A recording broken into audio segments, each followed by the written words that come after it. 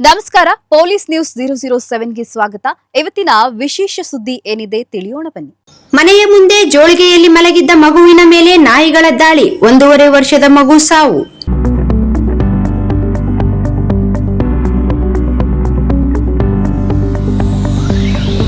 ತಾಲೂಕಿನ ಹಂಚಿನಾಳ್ ಕ್ಯಾಂಪಿನಲ್ಲಿ ಬೀದಿ ನಾಯಿಗಳ ದಾಳಿಗೆ 1.5 ವರ್ಷದ ಮಗು ಮೃತಪಟ್ಟಿರುವ ಹೃದಯ ವಿದ್ರಾವಕ ಘಟನೆ ಬುಧವಾರ ಬೆಳಗಿನ ಜಾವ ನಡೆದಿದೆ.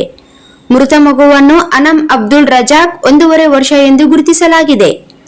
ಮಾಹಿತಿಯ ಪ್ರಕಾರ ಮನೆಯ ಮುಂದೆ ಸೀರೆಯಿಂದ ಕಟ್ಟಿದ ಜೋಲಿಯಲ್ಲಿ ಮಗುವನ್ನು ಮಲಗಿಸಲಾಗಿತ್ತು. ಪೋಷಕರು ಮನೆಯ ಮುಂಭಾಗದಲ್ಲೇ ಕಟ್ಟೆಯ ಮೇಲೆ ಮಲಗಿದ್ದರು. ಬೆಳಗಿನ ಜಾವ ಸುಮಾರು 3 ಗಂಟೆ ವೇಳೆಗೆ ಬೀದಿ ನಾಯಿಗಳು ಜೋಲಿಯಲ್ಲಿದ್ದ ಮಗುವಿನ ಮೇಲೆ ದಾಳಿ ನಡೆಸಿ ಎಳೆದೊಯ್ದಿವೆ ಎಂದು ತಿಳಿದು ಬಂದಿದೆ.